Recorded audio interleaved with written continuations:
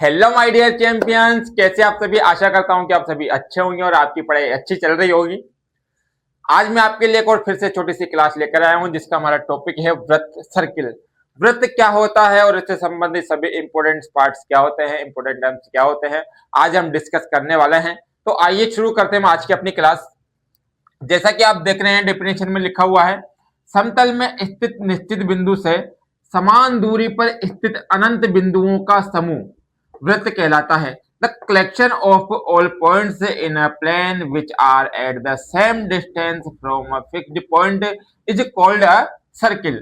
जो मैंने आपके लिए डेफिनेशन बनाई है, जो मैंने आपके लिए डेफिनेशन लिखी है, उसे हम थोड़ा सा प्रैक्टिकली फॉर्म में समझते हैं।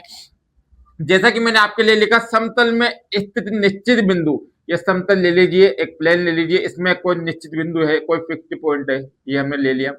निश्चित बिंदु से समान दूरी पर स्थित, इससे समान दूरी हम ले लेते हैं, जैसे कि हम इसे मान लेते हैं 2 सेंटीमीटर है। समान दूरी पर स्थित अनंत बिंदुओं का समूह, ये अनंत बिंदु मैंने बना दिया आपके लिए, ये इनफाइनाइट पॉइंट्स है। अनंत बिंदुओं का समूह वृत्त कहलाता है। तो बच्चों, ये जो इनफाइनाइट पॉइंट्स है, इनका समूह क्या कहलाता है? वृत्त कहलाता है। ये तो मैं आपके लिए कुछ काउंटेबल पॉइंट्स ही बना पाया हूं, बट ये इनफाइनाइट होते, अनंत होते हैं। जब अनंत समूह होते हैं ना, तो वो एक दूसरे से जुड़े होते हैं और एक इस प्रकार से कंटिन्यूअसली फिगर बनता है।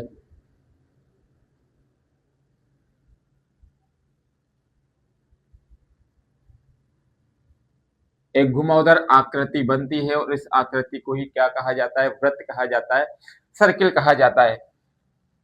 तो आइए हम जानते हैं इससे संबंधित सभी इंपोर्टेंट पार्ट।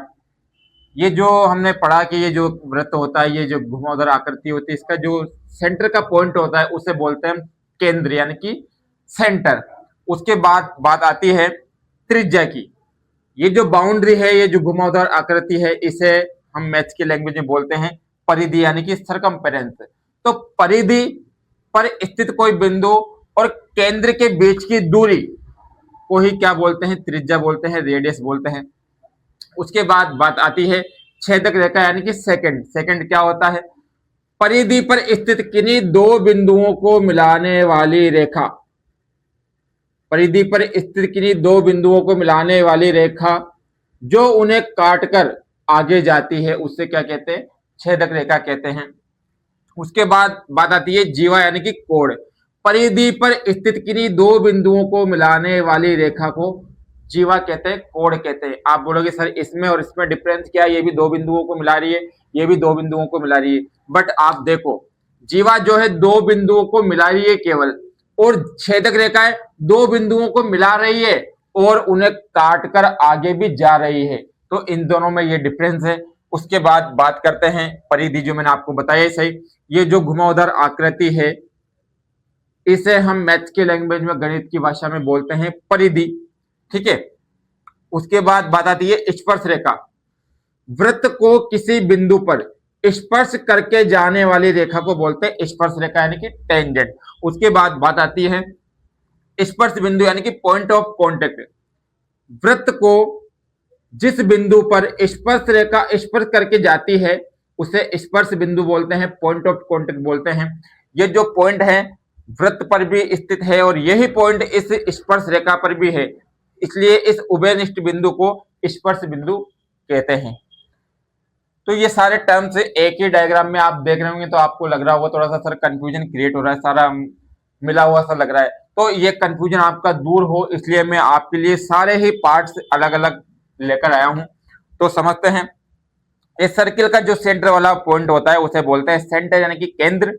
और परिधि पर स्थित किसी बिंदु और केंद्र के बीच की दूरी को क्या बोलते हैं? रेडियस बोलते हैं। एक वृत्त में हम इनफाइनाइट रेडियस बना सकते हैं, क्योंकि हम जानते हैं, अभी हमने पढ़ा कि जो वृत्त होता है इनफाइनाइट पॉइंट्स का समूह होता है, इनफाइनाइट पॉइंट्स का कॉम्बिनेशन होता है। तो इसमें रेडियस हम इनफाइनाइट बना सकते हैं।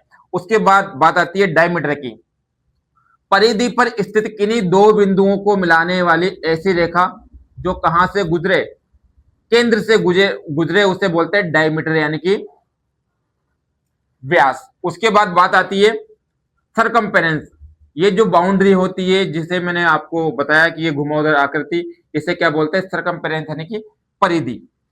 और दो बिंदुओं को मिलाने वाली रेखा को क्या कहते हैं बच्चों, कोण कहते हैं। और दो बिंदुओं को मिलाकर उन्हें काटकर आगे जाने वाली रेखा को सेकंड बोलते हैं। सेकंड हम एक वृत्त में इनफाइनाइट बना सकते हैं और कोण हम एक वृत्त में इनफाइनाइट बना सकते हैं। टेंजेंट,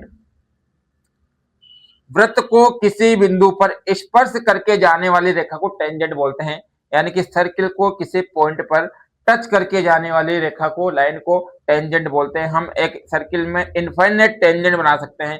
उसके बाद लास्ट टर्म आता है पॉइंट ऑफ कॉन्टेक्ट। वृत्त पर जिस बिंदु पर स्पर्श रेखा टच करके जाती है, सर्किल पर जिस पॉइंट पर टेंजेंट टच करके जाती है, उस पॉइंट को पॉइंट ऑफ कॉन्टेक्ट कहते हैं। तो ये सारे टर्म्स मैं अलग अलग लेकर आया हूं। आई थिंक एक छूट गया था हमारा व्यास।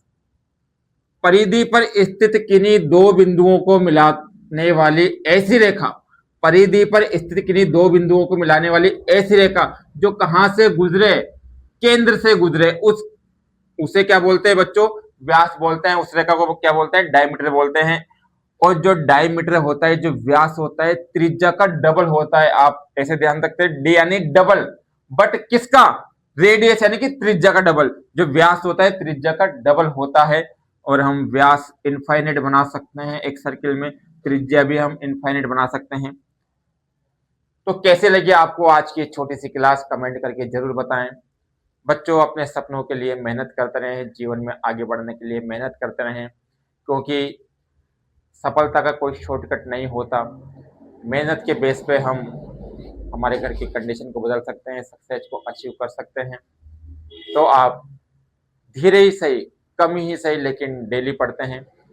कहते हैं कि जब खरगोश और कछुए की रेस होती है, खरगोश तेज चलता है, रुक जाता है, सो जाता है, फिर चलने लग जाता है। बट जो कछुआ है कंटिन्यू चलता है, चाहे धीरे चलता है, लेकिन आखिर में जीत किसकी होती है, कछुए की होती है। तो इसलिए कहा जाता है धीरे ही सही, बट आप डेली पढ़े, कंटिन्यू पढ़े, रोजाना पढ़े, अपनी लाइफ में कंसिस्टेंसी लेकर आए, तो आपको अपने आप एक कॉन्फिडेंस आने लगेगा और आप अपने सक्सेस की ओर बढ़ते जाएंगे। तो मिलते हैं जल्दी नेक्स्ट क्लास में, तब तक के लिए हैव अ नाइस डे। जय श्री राम।